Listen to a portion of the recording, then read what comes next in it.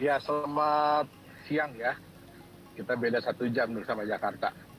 Ya, selamat siang semua hodlers, walaupun calon-calon hodlers ya yang tergabung di komunitas nelayan Indonesia nih. Ya, kebetulan akhirnya setelah mencoba beberapa kali, akhirnya kita bisa juga live nih ya Pak Dani ya. Betul sekali, Pak. Habis setelah beberapa kali dicoba ya, Pak ya? Masalah sinyal dan sebagainya. Ya mudah-mudahan sinyalnya tetap bagus nih ya. Amin. Karena Amin, hari ini amin. kebetulan cuaca lagi bagus banget ini. Iya, pas ya berarti, Pak ya? Iya. Oke, silakan. Jadi mungkin Pak kita Yohanes. Ya. langsung aja deh. Ya, kita biasanya kan cuma lihat video saya tuh. Ya. Yang katanya kok agak lama ya, udah dibikin dari kapan, tapi baru baru disebarkan beberapa hari kemudian. Ya, mohon maaf karena keterbatasan, jadi mau nggak mau, dan videonya lumayan besar ya. Jadi mau nggak mau harus nunggu saya balik dulu ke Jakarta. Itu baru bisa diproses oleh media. Nah, ini mudah-mudahan gambarnya lumayan ya. Mungkin Bapak Ibu bisa lihat yang di Telegram. Jelas ya Bapak Ibu ya, semua yang sedang melihat ya. Jelas sekali, Pak. Jelas. Sangat jelas, Pak. Sangat jelas, very clear, ya. Pak. Ya. Nah, jadi ini sebenarnya apa yang sedang dilakukan oleh alat-alat yang ada di atas ini ada 2 operasi. Yang pertama, mereka membuang. Jadi mereka membuka dulu lapisan yang paling atas, yaitu overburden. Nah, overburden ini biasanya cuma tanah biasa ya. Nah, jadi cuma tanah biasa. Nah, kemudian kalau yang kita lihat ada Komatsu yang paling bawah. Nah, itu dia sedang melakukan ore getting. Jadi dia sedang mengambil ore, ya, nikel. Tapi itu nikel kadar rendah. Jadi biasanya kita itu sebut dengan limonit. Itu kadarnya masih rendah tuh. Nah, Pak Dani mungkin bisa lihat, Pak Dani ada garis tuh yang di bawah yang hijau-hijau. Bisa Pak, kelihatan Pak. Ya. Yang kayak gambar ya, itu hijau-hijau. Nah, itulah ore nikel. Nah, itu kalau sudah ada begitu, ya kalau sudah ada begitu, itu biasanya kadarnya sudah lumayan baik. Nah, Oke. Jadi, tapi berarti untuk mencapai ke sana Pak Yohanes mesti dibuang dulu overburdennya ya sebelumnya ya? Oh iya, ini yang dilihat ada lubang besar nih. Ya, saya naik ke atas ya. Saya naik ke atas dulu, lebih kelihatan lubangnya. Ya, teman-teman bisa lihat semua ya, jelas ya? Jelas, jelas, mantap. Ya, inilah olahraga saya setiap hari. Makanya Pak, kurusan ya Pak ya sekarang ya Pak sepertinya ya? Ya, harus.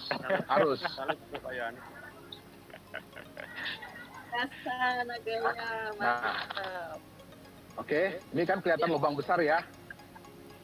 Wow, real Pak, real banget. Ya, ini silakan masuk semua. Kita datang, tiba-tiba udah ada seperti ini. Ya. Ya, tapi harus kita buka. Jadi harus kita apa ya istilahnya ya? Ya harus kita buka lah. Nah, awalnya itu ya seperti itu levelnya. Ya, ada orang jalan mungkin kelihatan di atas. Kelihatan Pak. Ya, nah itu adalah level awal itu. Level tanah awal. Nah, kalau kita mau nambang, suka nggak suka, mau tidak mau, ya kita harus melakukan hal seperti ini. Jadi harus dibuka dulu. Itu kedalaman berapa meter Pak Yohanes? Sampai bawah? Jadi kalau dari atas sampai ke Komatsu, itu kurang lebih sekitar 6-7 meter. Dari atas sampai ke Komatsu saja ya, itu 6-7 meter? Ya, 6-7 meter. Nah, dari Komatsu sampai ke bawah, itu mungkin ada kelihatan kolam ya, kolam kecil ya. Iya. Nah, itu sekitar 15. Dari Komatsu ke bawah, itu 15 meter? Nah, kolam itu masih bisa kita sampai mungkin 10 sampai 15 meter lagi kita ambil. Oh, wow. Ya, tapi untuk bisa ngambil di situ, di dalam kolam itu, nah, kenapa kita kerjain yang sebelah sini? Karena kita harus perbesar wilayah. Kalau nggak kan kelihatan bahayanya ya. Iya, betul. Sebentar. Jangan sampai longsor. Ini ada yang terus sampai longsor. Betul, betul, betul. Nah, jadi yang di atas itu ada GCB yang di jalanan yang ada truk, dump truck. Nah, dia tugasnya adalah memindahkan overburden tadi, tanah tadi. Ya. Nah, kalau di Jakarta ini laku Pak Dani, tanah ini Pak Dani. Oh, tanahnya di Jakarta laku, Pak? Bisa dijual ya? Oh iya, buat nimbun laut itu nimbun pit. Oh iya, benar. Itu padahal overburden ya Pak ya, istilahnya quote and quote itu sampahnya ya padahal ya. Betul. Nah ini adalah ore yang siap jual ini. Oh ini adalah ore yang siap jual. Betul, ini udah siap jual ini. Kemarin kita baru lakukan PSI, jadi pre-shipment inspection, dan hasilnya sih kalau saya bilang boleh bilang mungkin sangat memuaskan lah. Puji Tuhan, alhamdulillah. Ya. Oh jadi inilah ore nickel yang bisa dijual ya Pak Yohanes ya? Betul, ini adalah ore nickel. Bisa lihat Bapak Ibu? Nah,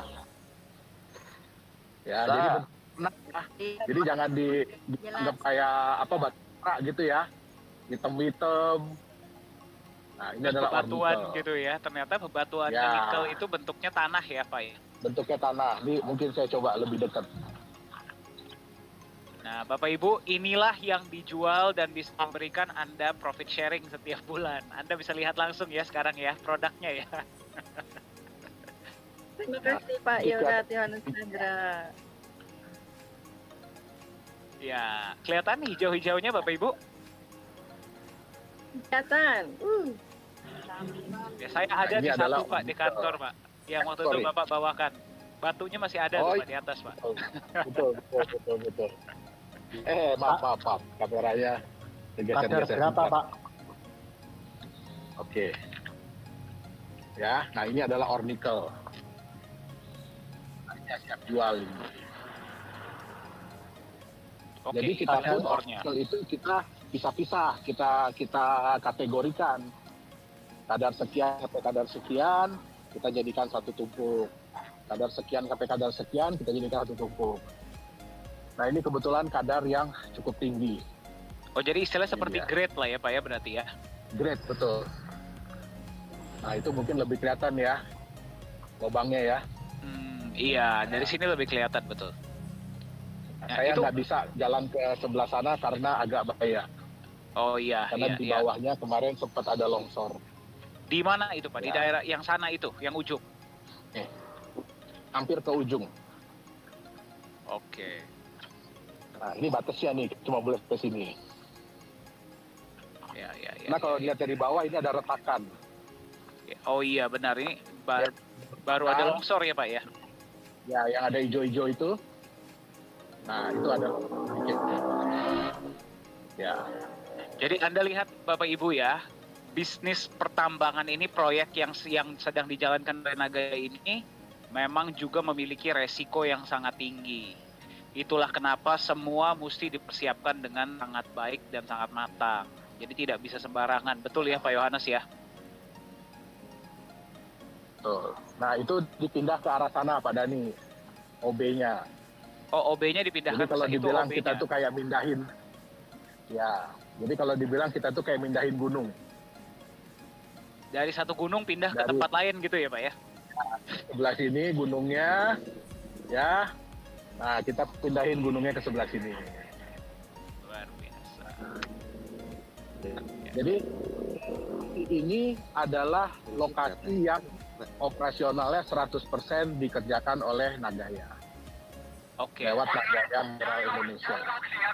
Oke. Ya. Sorry, tadi ada suara dari mana? Saya mute dulu ya Bapak Ibu ya. Jadi nanti kalau ada mau pertanyaan mungkin setelah ini kita bisa bicara. Oke, silakan dilanjutkan Yohanes. Ya, jadi beginilah kegiatan saya sehari-hari ya di sini. Siapa yang mau lihat Nah, ini proyek karena kita sekarang sudah mau bergabung akhir tahun, BMHI. jadi juga harus agak ngebut produksinya. Oh iya, karena udah mau akhir tahun ya Pak ya. Udah mau akhir tahun, betul. Dan Pak, apakah Nanti kita bisa nah, dari terlihatnya Pak Yohanes, apakah bisa kelihatan mana yang grade nikelnya paling baik atau segala macam Pak? Itu bisa kelihatan nggak sih Pak secara width-nya Pak? secara kasat mata bisa kelihatan, tapi tetap ya kita berpegang pada hasil tes. Oke, berarti tetap ada tes yang harus dilakukan ya untuk menentukan kadar itu ya? Oke, baik. Nah, Pak, ini ada pertanyaan nih, Pak. Ya, kan banyak yang ada yang bilang nih, Pak, ya terutama dari teman-teman kita komunitas kripto ya, Pak ya. Banyak yang mengatakan bahwa bisnis pertambangan Bitcoin atau kripto itu bisa disamakan dengan bisnis pertambangan real, Pak. Apa komentar Bapak, Pak?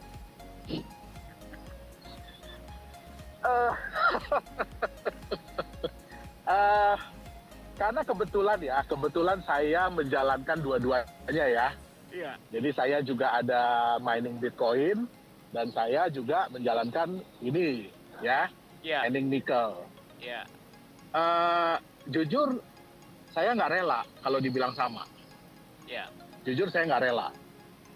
Ya, kenapa? Ya saya bilang tadi, kalau di kripto mungkin banyak yang bilang ya, oh kalau di kripto itu kan semakin lama biaya menambangnya semakin tinggi, semakin mahal gitu ya. Ya, betul. Kenaikan biaya itu atau mahal atau tidaknya itu bergantung dari kompetisi. Jadi semakin banyak yang menambang kripto, kompetisinya semakin tinggi, ya otomatis kita pun biayanya kita harus lebih tinggi. Betul. Gitu dia. Ya. Karena kompetisi, ingat. Tapi kalau tidak ada yang menambang, wah itu gampang banget. Itu gampang banget. Bahkan Bitcoin kalau semua miners dimatikan, cukup satu orang aja yang nyalain komputer biasa ya, bahkan laptop, dia bisa mendapatkan Bitcoin.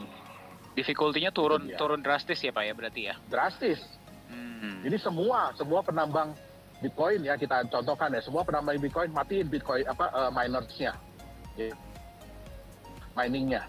Ya. Tunggu 2 minggu, satu orang aja nyalain satu komputer. Padahal ini mungkin pakai laptopnya sendiri. Ya, itu akan jalan lagi. Ya. Nah, apakah itu tetap mahal? Tidak.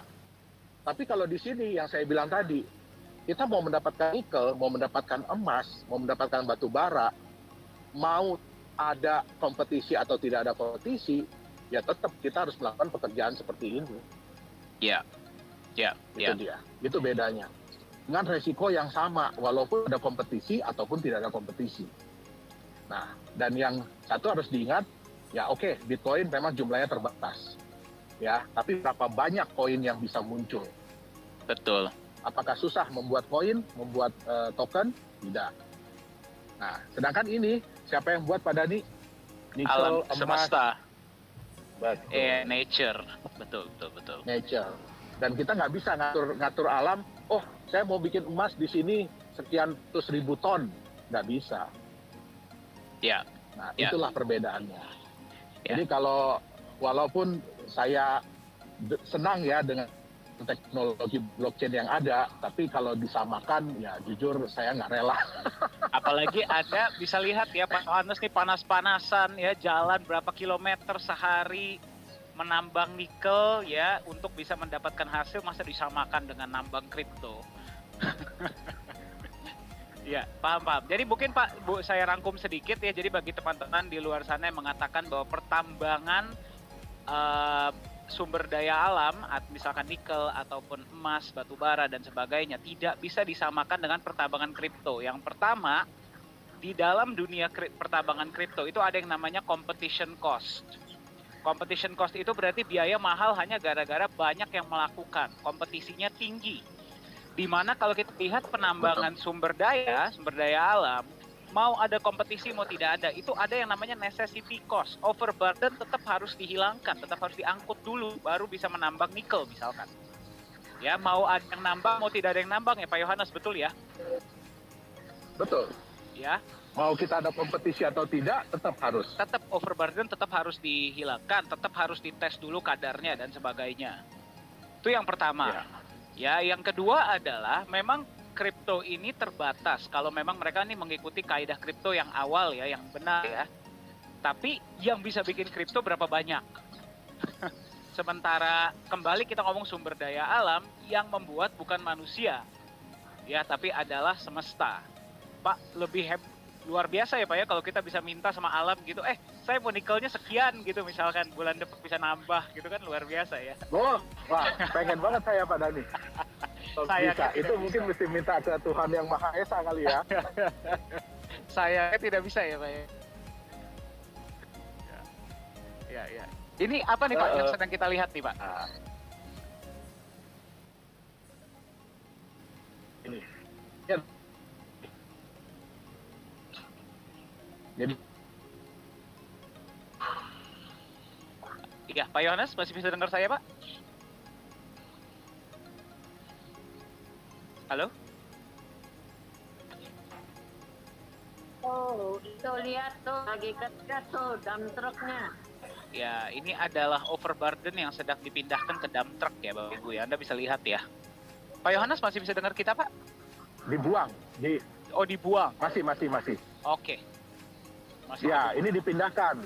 Jadi ini dipindah ke sini overburdennya. Lagi tuh, lagi numpuk. Ya, yang hijau-hijau ini adalah yang namanya nikel Bapak Ibu. Overburden itu Wah, ini sampah betul, ya ini. teman-teman. Dan ini dibuang. Oke. Ini Ya, ore yang ini kadar kadar rendah ya rendah. Pak ya? Ya, ini biasanya kita pakai nanti untuk kan kita ada stockpile ya, di mana Ya. kita akan narok yang seperti ini nih. Ya, kita akan narok yang seperti ini. Nah, ini biasanya di bawahnya kita bikin karpet dulu, jadi kita alas Oke. dengan ore yang kadar rendah. Itu dia, supaya nggak terkontaminasi dengan tanah. Oke, jadi yang kadar rendah itu digunakan sebagai alas ya Pak ya, agar yang kadar Betul. rendah atau tinggi tidak terkontaminasi dengan tanah. Betul. Nah, ini apa nih Pak yang lagi kita lihat nih Pak? Yang barusan tuh Pak?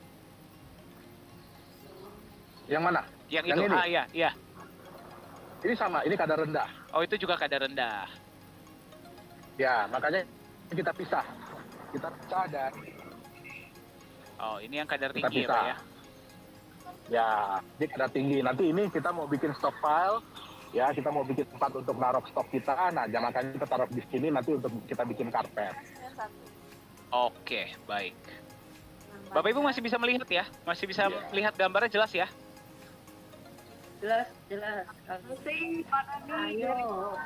Semua Mantap. masuk DNHI. Lihat tuh. Masih terhubung. Ini ada berapa peserta sekarang? Saya nggak bisa ngelihat lagi, saya belum bisa cek nih.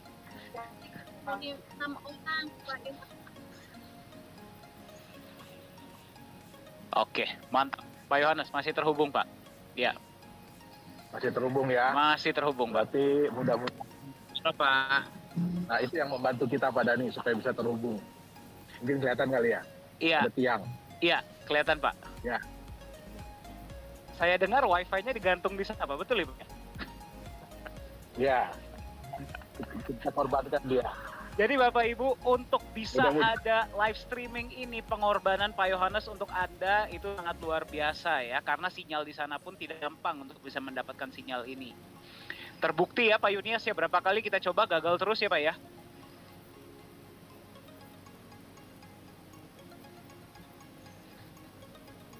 Kalau itu udah nggak tetap kita. Oh, kalau sudah di bawah sudah tidak dapat sinyal ya Pak ya? Ya. Karena ini kan banyak mineral logam ya.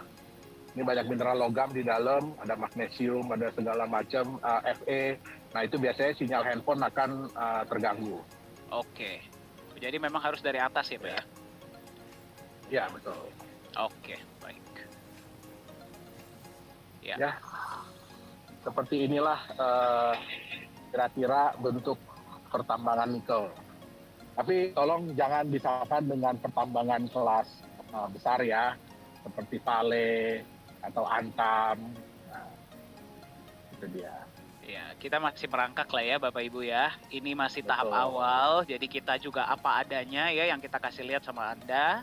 Ya, mari kita selalu doakan Pak CEO semoga sehat selalu ya. Selalu dilindungi, proyeknya lancar, agar kita bisa ke depannya bertambah kesejahteraan, memberikan lebih banyak kesejahteraan juga kepada para Nagaya holder. Amin. Ya, Saya menyampaikan Ya, di mungkin sini itu, pada Pak Dhani. oke Pak Yohanes, Apa-apa mungkin dengan ada yang mau proyek. bertanya Pak sebelum kita close sesi live streaming hari ini Ya. Pak? Ya, saya secara pribadi dan mewakili tim ya, mewakili juga Pak Dhani, Pak Yunias, Bu Siska juga, Pak Yosua, dan semua yang ada di manajemen Nagaya, ya kami sangat berterima kasih, ya terutama untuk support semua Nagaya hodlers yang ada, ya terutama yang ada di Indonesia, yang ada di dalam voice chat hari ini. Ya, jadi kita memang baru memulai, ya. Kita memang baru memulai. Jadi Ini yang di Palu ya Pak. Melihat Nagaya ini sebagai sebuah anak, ya, sebagai seorang anak kecil yang masih merangkak, yang masih berusaha untuk berjalan. Mungkin ya kalau untuk jalan saya bilang masih belum ya, tapi masih merangkak.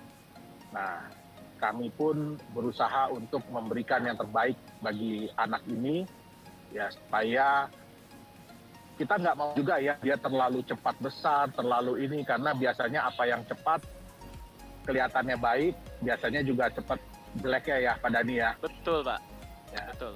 Kita bisa lihat beberapa perusahaan-perusahaan startup, ya mungkin Bapak Ibu ada yang sudah baca, bahwa contohnya, saya lupa sebut nama ya, banyak kan perusahaan-perusahaan startup besar yang sekarang sudah mulai mengurangi karyawan, mengefisiensi dan segala macam, padahal kelihatannya mereka pada waktu mulai, wah boom gitu ya, wah kayaknya fenomenal banget gitu. Nah tapi baru berapa tahun berjalan, tapi sudah mulai kelihatan bahwa mereka harus perampingan karyawan, harus segala macam. Nah, kita juga nggak mau yang seperti itu. Kita mau Nagaya ini menjadi anak yang kokoh, yang tegar ya, yang dapat menghadapi segala macam cobaan. Ya, memang dia belum sempurna. Kalau saya sendiri juga bilang Nagaya ini jauh dari sempurna. Ya, tapi kita butuh waktu dan kita pun butuh support dari semua orang. Kenapa? Karena Nagaya ini bisa berjalan bukan karena manajemen saja, tapi karena dukungan dari semua pihak. Ya, pertama juga dari Nagaya Hodler. Ya, jadi banyak juga hal yang belum bisa kita jalankan, banyak juga hal yang belum bisa kita perlihatkan, tetapi saya yakin ya ke depannya akan lebih banyak hal yang bisa kita perlihatkan ya Pak Dani ya kepada semua orang, ya. Tunjukkan siapa sih Nagaya ini, apa sih Nagaya ini, ya kan, kemana sih arah dan tujuan dari Nagaya ini. Ya, saya secara pribadi Nagaya ini adalah sudah seperti anak saya sendiri. Ya, tentu saja tidak pernah ada orang tua yang mau merusak anaknya, betul nggak? Betul. Tidak pernah ada orang tua yang mau menyusahkan anaknya. Tidak ada orang tua juga yang mau anaknya jadi jelek. Nah, jadi saya sangat-sangat berterima kasih untuk semua support ya, baik dari manajemen yang lain, ya kan, baik juga dari ini juga dari Akarmas, karena terus terang kita banyak terbantu, ya, karena untuk memulai seperti ini kalau nggak ada koneksi nggak gampang Pak Dani. Betul. Kalau kita mau mulai usaha seperti ini. Nah, jadi saya juga sangat berterima kasih juga, ya, ke keluarga juga saya berterima kasih. Nah, kenapa? Karena mau mensupport ide dan gagasan saya ini, ya. Nah, dan kepada Nagaya Hodlers yang ada. Jadi ingat bahwa Nagaya ini diciptakan kan sebagai aset besok, atau sebagai aset minggu depan, atau sebagai aset bulan depan, kan. Kita buat Nagaya ini sebagai aset masa depan, aset yang nantinya bisa juga kita teruskan ya kepada keturunan-keturunan kita berikutnya, gitu dia. Amin. Jadi bukan cuma kita nikmatin sesaat, bukan cuma kita rasakan sesaat, habis itu hilang. Nah, itu bukan tujuan saya dalam menciptakan Nagaya ini. Gitu dia. Amin. Amin. Amin. Mungkin itu aja sih yang saya sampaikan. Jadi, terima kasih banyak untuk semua support bagi yang sudah diberikan ke Nagaya. Terima kasih Pak Yohanes. Mungkin boleh Pak kameranya dipinkan ke yang depan Pak, jadi lupa. teman-teman bisa melihat Bapak. Oh iya. Oke. Daripada ngeliat saya Pak. Iya dong. Jadi Bapak Ibu Iya. juga bisa lihat ya langsung CEO kita sedang bekerja, lihat ya. Beliau ini bukan CEO yang hanya nunggu ya, nyuruh-nyuruh, beliau turun langsung ke lapangan dan kerja untuk Anda semua Bapak Ibu ya. Jadi sekali lagi Pak Yohanes terima kasih banyak Pak ya. Sehat selalu Pak. Semoga lancar semua di sana. Amin. Ya, dan kita selalu Sehat doakan selalu, Pak semoga Yohanes. proyek diberkati Pak agar kita bisa menjadi berkat untuk lebih banyak orang Pak. Amin. Amin, amin. Ya. Oke, Pak Yohanes, selamat bekerja kembali, Pak.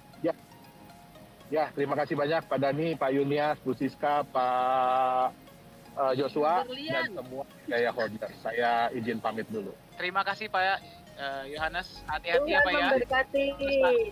Yuk. Bless, Selamat, Pak. Terima kasih Pak Yohanes.